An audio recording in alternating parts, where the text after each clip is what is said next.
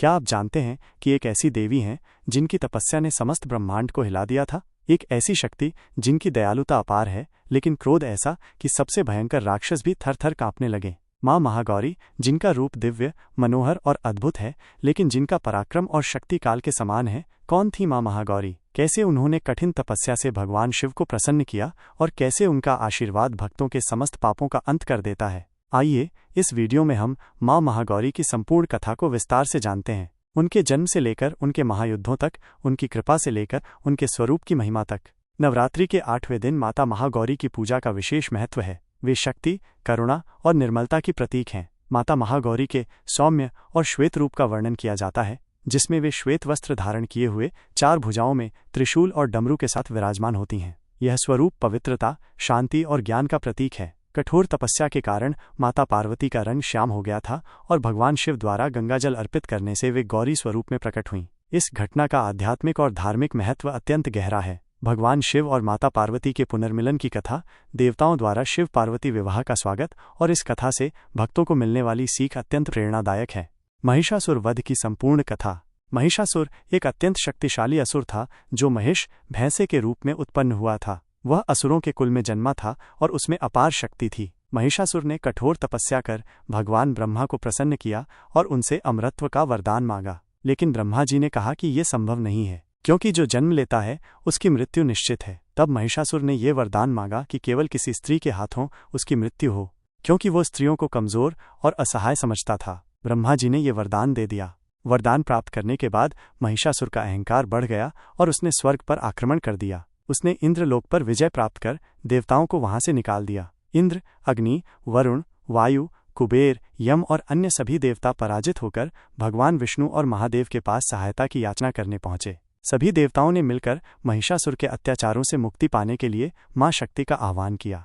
तब त्रिदेव ब्रह्मा, विष्णु और महेश ने अपने तेज को एकीकृत कर एक दिव्य स्त्री शक्ति का निर्माण किया। सभी देवताओं ने भी अपनी अपनी शक्तियां उस देवी में समर्पित कर दीं। यह शक्ति ही देवी दुर्गा के रूप में प्रकट हुई, जो बाद में माता महागौरी के रूप में पूजी गईं। माता के इस दिव्य रूप को देखकर देवताओं ने उनकी स्तुति की और उनसे महिषासुर का वध करने की प्रार्थना की। जब महिषासुर ने देवी दुर्गा महागौरी के प्रकट होने की बात सुनी तो उसने अपनी सेना के साथ देवी पर आक्रमण कर दिया। उसके पास विशाल सेना थी और असुरों के अनेक सेनापति थे, जिनमें चिक्षुर, चामर, उद्योग, बिडाल, बाष्कल, त्रिविन, काल और ताम्र प्रमुख थे। देवी दुर्गा ने सिंह पर आरूढ़ होकर अपने शस्त्रों से असुरों का संहार करना प्रारंभ किया। महिषासुर और देवी दुर्गा का महासंग्राम। महिषासुर ने सबसे पहले अपने सेनापति चिक्षुर को युद्ध के लिए भेजा, लेकिन माता ने उसे अपने बाणों से नष्ट कर दिया। इसके बाद चामर और अन्य सेनापतियों ने भी देवी से युद्ध किया, लेकिन वे भी देवी के क्रोध के आगे टिक नहीं सके। महिषासुर स्वयं रणभूमि में उतरा और उसने अपना रूप बदल बदल कर माता पर आक्रमण किया। कभी वो सिंह बनता, कभी हाथी तो कभी भैंसा। माता ने अपनी तलवार, त्रिशूल और अन्य अस्त्र शस्त्रों से उसे परास्त करने का प्रयास किया, लेकिन वो बार बार नया रूप धारण कर लेता। अंततः जब वो भैंसे के रूप में आया तब माता ने अपने त्रिशूल से उसका वध कर दिया। महिषासुर का अंत होते ही देवताओं ने हर्षध्वनि की, आकाश से फूलों की वर्षा होने लगी और सभी ऋषि मुनियों ने माता की जय जयकार की। देवताओं ने स्वर्ग को पुनः प्राप्त किया और माता दुर्गा महागौरी की स्तुति की। महिषासुर वध की इस कथा से ये संदेश मिलता है कि अहंकार और अधर्म का अंत निश्चित है, चाहे वो कितना भी शक्तिशाली क्यों न हो। माता महागौरी की उपासना से भक्तों को असीम शक्ति, शुद्धता और विजय प्राप्त होती है। इस कथा को नवरात्रि में विशेष रूप से सुनने और सुनाने की परंपरा है, जिससे जीवन में धर्म और सत्य की स्थापना होती है। रक्तबीज वध की विस्तृत कथा। रक्तबीज का वध माता दुर्गा के सबसे भयानक युद्धों में से एक था। ये कथा हमें बताती है कि किस प्रकार एक असुर की अपार शक्ति भी माता के प्रचंड क्रोध और दिव्य पराक्रम के आगे टिक नहीं सकी। रक्तबीज कौन था और उसे क्या वरदान मिला था?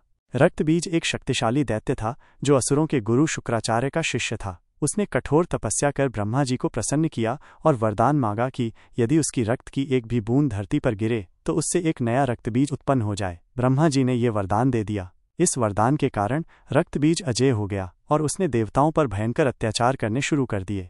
रक्तबीज का आतंक और देवताओं की विनती। जब रक्तबीज और उसके साथी असुरों ने स्वर्ग पर आक्रमण किया तो इंद्र सहित सभी देवताओं को देवलोक छोड़कर भागना पड़ा। चारों ओर अराजकता फैल गई। देवता असहाय होकर ब्रह्मा, विष्णु और महेश के पास पहुंचे और उनसे सहायता मांगी। तब तीनों महादेवों ने अपनी शक्ति को एकत्र कर माँ दुर्गा का आह्वान किया। माँ दुर्गा और असुरों का महासंग्राम। देवताओं के आह्वान पर माँ दुर्गा प्रकट हुईं और अपने सिंह पर सवार होकर युद्ध भूमि में उतरीं। उनके साथ महाकाली, महालक्ष्मी और महासरस्वती भी थीं। ये देखकर रक्तबीज और उसकी सेना हंस पड़ी, क्योंकि उन्हें विश्वास था कि कोई स्त्री उन्हें पराजित नहीं कर सकती। युद्ध प्रारंभ हुआ। माता ने अपने शस्त्रों से असुरों का संहार करना शुरू कर दिया। उनके बाणों से कई असुर मारे गए। देखते ही देखते पूरी युद्ध भूमि रक्त से लाल हो गई। रक्तबीज की अमरता और माँ का क्रोध। जब माता ने अपने त्रिशूल से रक्तबीज पर वार किया तो उसकी रक्त की बूंदें धरती पर गिरते ही हजारों नए रक्तबीज उत्पन्न हो गए। हर बार जब भी माता उसे घायल करती, उसके रक्त से नए असुर पैदा होते जाते। इससे युद्ध और भीषण होता गया। जब माता को ये समझ आया कि रक्तबीज को मारना तब तक संभव नहीं है जब तक उसकी रक्त की बूंदें धरती पर गिरती रहेंगी, तब उन्होंने महाकाली का रूप धारण किया। अब उनका स्वरूप विकराल था। काली काया, विकराल नेत्र, उग्र रूप और गले में असुरों की खोपड़ियों की माला। रक्तबीज का अंत। माँ काली ने अपना विशाल रूप धारण कर अपनी जिह्वा बाहर निकाली और जब भी माता ने रक्तबीज पर वार किया तब उसकी रक्त की प्रत्येक बूंद को वे स्वयं पीने लगीं। अब रक्तबीज के लिए कोई नया असुर उत्पन्न होना असंभव हो गया। अंततः माता ने अपना त्रिशूल उसकी छाती में गाड़ दिया और उसका संहार कर दिया। युद्ध के बाद क्या हुआ? रक्तबीज के मारे जाने के बाद उसके साथी असुर भयभीत हो गए और भागने लगे। माता काली ने उनका भी संहार कर दिया। इसके बाद देवताओं ने माता की स्तुति की और स्वर्ग फिर से सुरक्षित हो गया। शुंभ निशुंभ वध की विस्तृत कथा। माँ दुर्गा महागौरी के द्वारा असुर राज शुंभ और निशुंभ के संहार की कथा अत्यंत प्रेरणादायक और महाशक्तिशाली है। ये कथा हमें ये सिखाती है कि जब अधर्म और अहंकार अपनी चरम सीमा पर पहुंच जाता है तो दैवीय शक्ति उसे समाप्त कर देती है। शुंभ और निशुंभ कौन थे? शुंभ और निशुंभ दो महाशक्तिशाली असुर भाई थे जिन्होंने कठोर तपस्या कर भगवान ब्रह्मा को प्रसन्न किया और अमोघ शक्ति प्राप्त की। उन्होंने वरदान मांगा कि उन्हें कोई पुरुष पराजित न कर सके। ब्रह्मा जी ने उन्हें यह वरदान दिया, लेकिन उनकी ये शक्ति केवल स्त्री के समक्ष व्यर्थ थी। वरदान पाकर ये दोनों असुर अत्यंत अहंकारी हो गए और उन्होंने स्वर्ग पर आक्रमण कर देवताओं को पराजित कर दिया। इंद्र, अग्नि, वरुण, वायु, यम, कुबेर आदि सभी देवताओं को देवलोक छोड़कर भागना पड़ा। अब ये दोनों असुर तीनों लोकों के अधिपति बन गए। देवताओं की प्रार्थना और माता दुर्गा का प्रकट होना। देवता महादेव, विष्णु और ब्रह्मा जी के पास गए और अपनी व्यथा सुनाई। तब त्रिदेवों ने एक स्वर में देवी शक्ति का आह्वान किया। देवताओं के सामूहिक तेज से एक दिव्य ज्योति उत्पन्न हुई और माँ दुर्गा के रूप में प्रकट हुई। माता ने हिमालय पर निवास किया। उनका सौंदर्य अनुपम था। जब शुंभ और निशुंभ ने सुना कि एक अद्भुत और अनुपम रूपवती देवी प्रकट हुई हैं, तो वे उनके सौंदर्य के प्रति मोहित हो गए। उन्होंने अपने सेनापति चंड और मुंड को माता के पास भेजा और प्रस्ताव दिया कि माता उनकी रानी बन जाएं। माता ने क्रोधित होकर उत्तर दिया, मैंने प्रतिज्ञा ली है कि जो भी मुझे युद्ध में पराजित करेगा मैं उसी से विवाह करूंगी। माता दुर्गा और शुंभ निशुंभ की सेना का महासंग्राम। यह उत्तर सुनकर चंड और मुंड अत्यंत क्रोधित हुए और माता पर आक्रमण कर दिया। माता ने क्रोध में आकर चामुंडा का विकराल रूप धारण किया और अपने खड्ग तलवार से चंड और मुंड का वध कर दिया। तभी से माता को चामुंडा देवी के नाम से भी जाना जाता है। चंड मुंड के मारे जाने की खबर सुनकर शुंभ और निशुंभ ने अपनी विशाल सेना को माता से युद्ध करने के लिए भेज दिया। इस सेना में धूम्रलोचन, रक्तबीज, चिक्षुर, चामर, उद्धट, बिडाल, बाष्कल, त्रिविन, काल और ताम्र जैसे असुर सेनापति थे। धूम्रलोचन का वध। शुंभ ने पहले अपने एक सेनापति धूम्रलोचन को भेजा। धूम्रलोचन ने माता को जबरन पकड़ने का प्रयास किया, लेकिन माता ने मात्र एक हुंकार में उसे भस्म कर दिया। रक्तबीज का आतंक और उसका अंत। इसके बाद असुरों की सेना का नायक रक्तबीज युद्ध में उतरा। उसके खून की हर बूंद से हजारों रक्तबीज उत्पन्न होते थे। जब माता ने उस पर प्रहार किया तो युद्ध भूमि में असंख्य रक्तबीज पैदा हो गए। तब माता ने काली रूप धारण कर लिया और अपने मुख से सारा रक्त सोख लिया, जिससे रक्तबीज का अंत हो गया। निशुंभ का वध। अब निशुंभ स्वयं माता के विरुद्ध युद्ध करने आया। उसने माता पर भयंकर अस्त्र शस्त्र चलाए, लेकिन माता ने अपनी शक्ति से सभी अस्त्रों को निष्फल कर दिया। माता ने अपने त्रिशूल से निशुंभ पर आक्रमण किया और उसे समाप्त कर दिया। शुंभ और माता दुर्गा का अंतिम महासंग्राम। अब केवल शुंभ बचा था। वह अत्यंत क्रोधित हुआ और बोला, हे दुर्गे, तू अपने रूपों की सहायता से मुझसे युद्ध कर रही है। अगर शक्ति है तो अकेले युद्ध कर। माता ने मुस्कुराकर उत्तर दिया, मूर्ख, ये सब मेरे ही रूप हैं। देख, मैं अकेली ही हूँ। इतना कहते ही माता ने सभी रूपों को अपने अंदर समा लिया और अकेले ही शुंभ से युद्ध करने लगी। उन्होंने अपने गदा, खड्ग, त्रिशूल और चक्र से शुंभ पर लगातार प्रहार किया। अंततः उन्होंने अपने त्रिशूल से शुंभ का वध कर दिया। शुंभ और निशुंभ के मारे जाने के बाद क्या हुआ?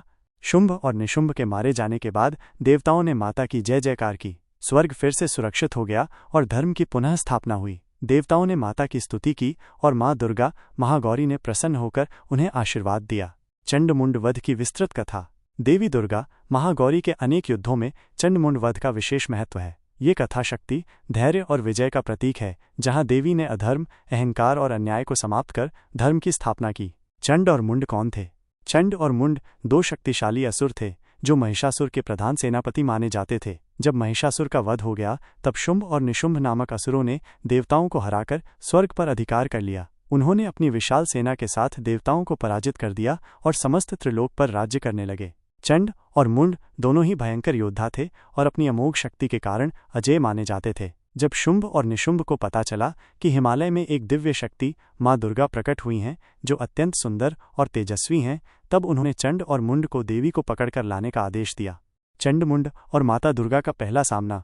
शुंभ निशुंभ का आदेश पाकर चंड और मुंड अपनी विशाल सेना के साथ युद्ध भूमि की ओर बढ़े। उनके साथ हजारों असुर योद्धा थे जो अजेय माने जाते थे।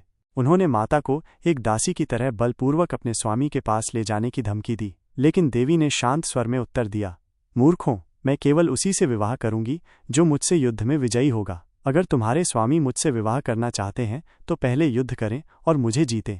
चंड और मुंड इस उत्तर को सुनकर अत्यंत क्रोधित हो गए और उन्होंने माता पर आक्रमण कर दिया। महायुद्ध का प्रारंभ। अब युद्ध प्रारंभ हुआ। चंड और मुंड की सेना ने माता पर चारों ओर से घेरा डाल दिया। असुरों के धनुषों से अनेकों बाण छोड़े गए। भयंकर गदाएं, तलवारें और शक्ति अस्त्र माता पर बरसने लगे।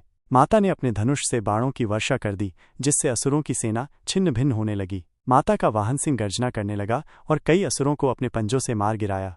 असुरों की विशाल सेना युद्ध भूमि में बुरी तरह हारने लगी, लेकिन चंड और मुंड अत्यंत बलशाली थे। वे निरंतर माता पर आक्रमण कर रहे थे। माँ काली का प्रकट होना। जब माता ने देखा कि चंड और मुंड अत्यंत क्रूरता से युद्ध कर रहे हैं, तब उन्होंने अपने भीतर की प्रचंड शक्ति को जागृत किया। अचानक देवी ने अपना विकराल रूप धारण किया। उनका शरीर काला पड़ गया, बाल खुले हुए थे, गले में नरमुंडों की माला थी, उनकी लाल जिह्वा बाहर निकली हुई थी और उनकी आंखें क्रोध से जल रही थीं। इस रूप को देखकर समस्त युद्धभूमि भयभीत हो गई। देवी ने भयंकर अट्टहास किया और विकराल रूप धारण कर असुरों पर आक्रमण कर दिया। उन्होंने एक हाथ में तलवार और दूसरे में खप्पर लिया। अब देवी ने अकेले ही चंडमुंड की पूरी सेना का संहार करना शुरू कर दिया। असुरों का रक्त चारों ओर बहने लगा, उनकी चीखें गूंज उठीं और चारों दिशाओं में हाहाकार मच गया। चंडमुंड का अंत। जब चंड और मुंड ने देवी के इस विकराल रूप को देखा तो वे भयभीत हो गए, लेकिन वे पीछे हटने के बजाय पूरी शक्ति के साथ माता पर टूट पड़े। पहले चंड माता पर विशाल गदा लेकर दौड़ा, लेकिन माता ने अपने त्रिशूल से एक ही वार में उसका हृदय चीर दिया और उसे धरती पर गिरा दिया। इसके बाद मुंड क्रोधित होकर देवी पर तलवार लेकर हमला करने आया, लेकिन माता ने अपनी खड्ग तलवार से उसका सिर काट दिया। इस प्रकार माता ने अपने प्रचंड रूप में चंड और मुंड दोनों का संहार कर दिया। माँ काली को चामुंडा नाम कैसे मिला? जब युद्ध समाप्त हुआ तो माता ने मुंड का सिर उठाकर शुंभ निशुंभ के पास फेंक दिया और गरज कर कहा, हे दैत्यों, देखो, तुम्हारे प्रमुख सेनापति चंड और मुंड का मैंने संहार कर दिया है। यदि तुम भी जीवन चाहते हो तो शीघ्र ही इस लोक से चले जाओ, अन्यथा तुम्हारा भी यही हश्र होगा। चूंकि माता ने चंड और मुंड का वध किया था, इसलिए उन्हें चामुंडा के नाम से जाना जाने लगा। चंड मुंड वध के बाद क्या हुआ?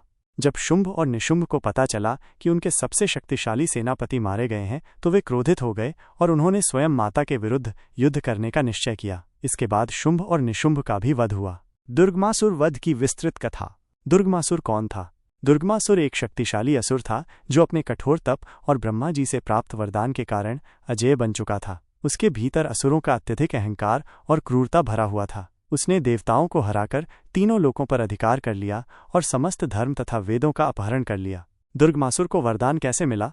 दुर्गमासुर ने हजारों वर्षों तक घोर तपस्या की, जिससे भगवान ब्रह्मा प्रसन्न हुए। जब ब्रह्मा जी प्रकट हुए तो उसने वरदान मांगा, हे ब्रह्मदेव, मैं चाहता हूं कि देवता, ऋषि मुनि और मानव मेरी शक्ति के सामने असहाय हो जाएं। मुझे ऐसा वरदान दीजिए कि मैं अमर रहूं और कोई भी मुझे पराजित न कर सके। ब्रह्मा जी ने कहा कि अमरता का वरदान संभव नहीं है, लेकिन वे उसे ऐसा वरदान देंगे जिससे वो अजेय बन सके। दुर्गमासुर ने वरदान मांगा कि चारों वेद और उनके ज्ञान उसकी संपत्ति बन जाएं और देवता इनसे वंचित हो जाएं। ब्रह्मा जी ने ये वरदान दे दिया। दुर्गमासुर का अत्याचार और वेदों की चोरी। इस वरदान के कारण देवताओं की सारी शक्ति और ज्ञान समाप्त हो गया, क्योंकि वेदों के बिना यज्ञ, तप, ध्यान, हवन और पूजा पाठ संभव नहीं था। इससे देवताओं की ऊर्जा क्षीण होने लगी और उनकी दिव्यता समाप्त हो गई। अब दुर्गमासुर ने तीनों लोकों में आतंक मचा दिया। उसने ऋषि मुनियों को यज्ञ करने से रोक दिया, मंदिरों को नष्ट कर दिया और संपूर्ण संसार में अधर्म फैला दिया। इसका परिणाम ये हुआ कि संपूर्ण पृथ्वी पर वर्षा बंद हो गई, सूखा पड़ गया, नदियां सूख गईं, फसलें नष्ट हो गईं और भयंकर अकाल फैल गया। लोग भूख और प्यास से मरने लगे। समस्त जीव जंतु कष्ट में आ गए। देवताओं की प्रार्थना और माँ दुर्गा का प्रकट होना। जब देवता और ऋषि अत्यंत संकट में आ गए, तब वे सभी कैलाश पर्वत पर भगवान शिव और माता पार्वती के पास पहुंचे। उन्होंने माँ की स्तुति करते हुए उनसे सहायता की प्रार्थना की। देवताओं की करुण पुकार सुनकर माता पार्वती ने ध्यान किया और अपनी दिव्य शक्ति से एक दिव्य तेज उत्पन्न किया। इस तेज से माता दुर्गा का एक नया रूप प्रकट हुआ, जिसे शताक्षी और शाकंभरी देवी कहा गया। इस रूप में माता के अनगिनत नेत्र थे, जिनसे करुणा झलक रही थी। उनके शरीर से दिव्य प्रकाश निकल रहा था और वे अद्भुत शक्ति से भरपूर थीं। माँ ने अपने तेज से बादलों को उत्पन्न किया और भयंकर वर्षा करवाई, जिससे अकाल समाप्त हो गया और पृथ्वी फिर से हरी भरी हो गई। माँ दुर्गा और दुर्गमासुर का महासंग्राम। जब दुर्गमासुर को पता चला कि एक शक्तिशाली देवी प्रकट हुई हैं जो उसके शासन को चुनौती दे रही हैं, तो वो अत्यंत क्रोधित हुआ। उसने अपनी विशाल सेना के साथ माता पर आक्रमण कर दिया। उसकी सेना में हजारों असुर थे, जो घोड़े, रथ, हाथी और शस्त्रों से लैस थे। माँ दुर्गा ने अपने विभिन्न रूपों को प्रकट किया। शाकंभरी रूप में उन्होंने वर्षा की। शताक्षी रूप में उन्होंने सभी प्राणियों को भोजन और जल प्रदान किया। भीमा देवी के रूप में उन्होंने भयंकर आक्रमण किया। भ्रामरी देवी के रूप में उन्होंने असुरों को नष्ट करने के लिए मधुमक्खियों को उत्पन्न किया। माँ ने अपने धनुष से बाण चलाए, जिससे असुरों की सेना नष्ट होने लगी। उनके सिंह ने गर्जना करके असुरों को भयभीत कर दिया। दुर्गमासुर का वध। दुर्गमासुर स्वयं युद्ध करने के लिए आया। वह अत्यंत शक्तिशाली था और अनेक मायावी शक्तियों से संपन्न था। उसने माता पर ब्रह्मास्त्र और अन्य शक्तिशाली अस्त्रों से आक्रमण किया, लेकिन माता ने अपने त्रिशूल से उसका प्रतिकार किया। आखिरकार जब युद्ध बहुत भीषण हो गया, तो माता ने अपना सर्वशक्तिशाली रूप धारण किया और दुर्गमासुर पर अपने दिव्य चक्र और त्रिशूल से प्रहार किया। माँ दुर्गा के त्रिशूल का एक ही वार उसके हृदय को भेद गया और वो रक्त से लथपथ होकर भूमि पर गिर पड़ा। वेदों की पुनर्प्राप्ति और संसार की रक्षा। दुर्गमासुर के वध के साथ ही वेद पुनः देवताओं को प्राप्त हो गए। देवताओं ने माँ दुर्गा की स्तुति की और वेदों को पुनः स्थापित किया। माँ दुर्गा ने कहा, अब संसार में धर्म की पुनः स्थापना होगी। जब भी अधर्म बढ़ेगा, मैं अपने नए रूप में प्रकट होकर धर्म की रक्षा करूंगी। अरुणासुर वध की विस्तृत कथा। अरुणासुर कौन था? अरुणासुर एक शक्तिशाली असुर था, जिसने कठोर तपस्या करके ब्रह्मा जी से अमोघ वरदान प्राप्त किया था। वो पहले देवताओं का अनुयायी था, लेकिन एक घटना के कारण वो भगवान और देवताओं से घृणा करने लगा। कहते हैं कि पहले अरुणासुर स्वर्गलोक में एक शक्तिशाली गण था, लेकिन देवताओं की उपेक्षा के कारण उसने असुरों का मार्ग अपनाया। उसने कठिन तपस्या करके ब्रह्मा जी को प्रसन्न किया और एक ऐसा वरदान मांगा जिससे वो किसी भी पुरुष, देवता, दानव, असुर या पशु से पराजित न हो सके। ब्रह्मा जी ने उसकी कठोर तपस्या से प्रसन्न होकर उसे ये वरदान दे दिया। इस वरदान के कारण वो अजेय बन गया और उसने तीनों लोकों में आतंक मचा दिया। अरुणासुर का अत्याचार। अरुणासुर ने इस वरदान की शक्ति से स्वर्गलोक पर आक्रमण कर दिया और देवताओं को पराजित करके स्वर्ग से निकाल दिया। उसने यज्ञों को नष्ट कर दिया, मंदिरों को तोड़ दिया और ऋषि मुनियों को सताने लगा। उसने अपने बल के मद में चूर होकर पृथ्वी पर भी कहर बरपाया। उसकी सेना ने नगरों को नष्ट कर दिया, ब्राह्मणों को यज्ञ करने से रोका और पूरी सृष्टि को अपने आतंक से भर दिया। इस भयावह स्थिति में देवता और ऋषिगण भगवान विष्णु और भगवान शिव के पास पहुंचे, लेकिन किसी के पास अरुणासुर का संहार करने का कोई उपाय नहीं था, क्योंकि वह वरदान के कारण किसी भी पुरुष, देवता, दैत्य, असुर या पशु से नहीं मारा जा सकता था। अब सभी देवता और ऋषिगण माता आदिशक्ति की शरण में गए। माता भगवती का प्रकट होना। देवताओं ने कैलाश पर्वत पर जाकर माँ भगवती की आराधना की और प्रार्थना की कि वे इस संकट का समाधान करें। माँ ने देवताओं की पुकार सुनी और अपनी दिव्य शक्ति को जागृत किया। इस शक्ति के परिणाम स्वरूप माता ने अपना एक नया रूप धारण किया, जिसे भ्रामरी देवी के नाम से जाना जाता है। इस रूप में माता ने अनगिनत मधुमक्खियों, भ्रमर को उत्पन्न किया, जो इतनी विशाल और भयंकर थीं कि उनकी गर्जना से पूरी पृथ्वी कांपने लगी। अरुणासुर और माता भ्रामरी के बीच महासंग्राम। जब अरुणासुर को ये पता चला कि एक दिव्य शक्ति उसके अंत के लिए प्रकट हुई है, तो उसने अपनी विशाल सेना के साथ माता पर आक्रमण कर दिया। उसने अपनी मायावी शक्तियों से अनेक रूप धारण किए, अग्नि और वज्र की वर्षा की, लेकिन माँ भ्रामरी ने अपने अद्भुत शक्ति से उसका प्रतिकार किया।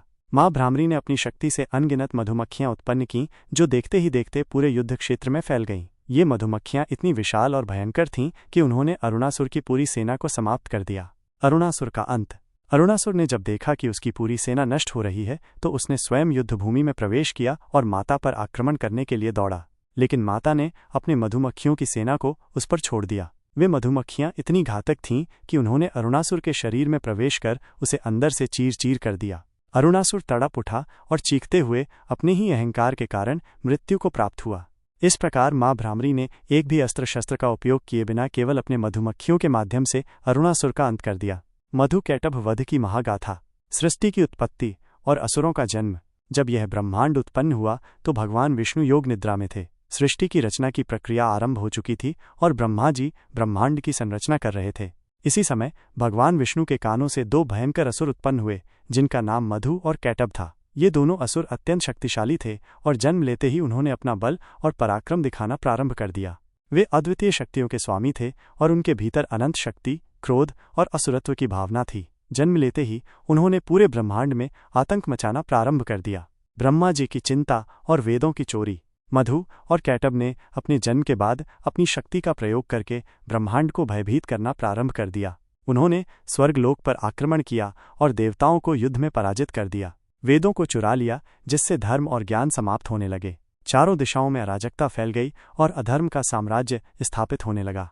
ब्रह्मा जी अत्यंत चिंतित हो गए क्योंकि वेदों के बिना सृष्टि का संचालन असंभव था। ब्रह्मा जी ने देखा कि भगवान विष्णु योग निद्रा में लीन है और वे स्वयं असुरों से लड़ने में सक्षम नहीं थे। माँ महाशक्ति की आराधना। ब्रह्मा जी ने माँ महाशक्ति योग माया की आराधना प्रारंभ की। उन्होंने माँ से प्रार्थना की, हे आदिशक्ति, आप ही इस सृष्टि की रक्षक हैं। भगवान विष्णु योग निद्रा में लीन हैं और बिना उनकी सहायता के हम मधु कैटभ का सामना नहीं कर सकते। कृपया आप प्रभु को जागृत करें और इस संकट का समाधान करें। ब्रह्मा जी की तपस्या और प्रार्थना सुनकर माँ योगमाया प्रकट हुईं। उन्होंने अपने दिव्य स्वरूप से भगवान विष्णु की निद्रा को हर लिया। जैसे ही भगवान विष्णु की आंखें खुलीं, उन्होंने देखा कि ब्रह्मांड में असुरों ने आतंक मचा रखा है। ब्रह्मा जी ने भगवान विष्णु को सारी घटना बताई और उनसे प्रार्थना की कि वे मधु कैटभ का अंत करें। मधु कैटभ से भगवान विष्णु का युद्ध। भगवान विष्णु ने तुरंत ही मधु और कैटभ को युद्ध के लिए ललकारा। ये एक महायुद्ध था जो हजारों वर्षों तक चला। भगवान विष्णु ने सुदर्शन चक्र, गदा और अन्य दिव्य अस्त्रों का प्रयोग किया। मधु और कैटभ भी अपनी शक्तियों और मायावी ताकतों का प्रयोग कर रहे थे। उन्होंने अग्नि, वायु और जल के प्रचंड हमले किए। भगवान विष्णु और असुरों के बीच भीषण युद्ध हुआ जिससे तीनों लोकों में भय और हलचल मच गई। माँ योग माया की माया और असुरों का अहंकार। मधु और कैटभ को अपनी शक्ति का अत्यधिक अहंकार था। वे सोच रहे थे कि वे अमर हैं और कोई भी उन्हें पराजित नहीं कर सकता। लेकिन वे ये नहीं जानते थे कि माँ योगमाया ने अपनी माया से उन्हें अभिमानी बना दिया है। मधु और कैटभ ने अपने गर्व में आकर भगवान विष्णु से कहा, हे विष्णु, तुम हमसे हजारों वर्षों से युद्ध कर रहे हो, लेकिन हम तुमसे प्रसन्न होकर तुम्हें वरदान देते हैं कि तुम हमें अपनी इच्छा से पराजित कर सकते हो। भगवान विष्णु ने ये सुनकर कहा, अच्छा तो बताओ मैं तुम्हें कहाँ मारूं? मधु और कैटभ ने हंसते हुए उत्तर दिया, हमारा वध केवल तब हो सकता है जब हमें ऐसी भूमि पर रखा जाए जो ठोस न हो। असुरों का विनाश और वेदों की पुनर्प्राप्ति। भगवान विष्णु ने तुरंत ही समुद्र को विशाल रूप दे दिया और अपने जांघों पर मधु कैटभ को रखकर उनका वध कर दिया। उन्होंने अपने सुदर्शन चक्र से असुरों के सिर काट दिए और वे तुरंत मृत्यु को प्राप्त हो गए। असुरों के वध के बाद भगवान विष्णु ने वेदों को पुनः प्राप्त किया और उन्हें ब्रह्मा जी को सौंप दिया। ब्रह्मा जी ने वेदों की पुनः स्थापना की और इस प्रकार धर्म की पुनर्स्थापना हुई। देवताओं ने भगवान विष्णु और माँ योगमाया की स्तुति की और उनके प्रति कृतज्ञता व्यक्त की। अगर आपको ये वीडियो पसंद आया हो और माँ महागौरी की इस अद्भुत कथा से कुछ नया जानने को मिला हो तो वीडियो को लाइक करें, शेयर करें और अपने विचार कमेंट में ज़रूर बताएं। अगर आप देवी देवताओं की पौराणिक कथाएं, अद्भुत रहस्य और आध्यात्मिक ज्ञान से जुड़े वीडियो देखना चाहते हैं तो हमारे चैनल को सब्सक्राइब करें और बेल आइकन को दबाएं ताकि आपको हर नई वीडियो की सूचना सबसे पहले मिले। आपका समर्थन हमें और भी रोचक और ज्ञानवर्धक वीडियो बनाने के लिए प्रेरित करता है, तो जुड़े रहिए और देखते रहिए हमारा चैनल। जय माता दी।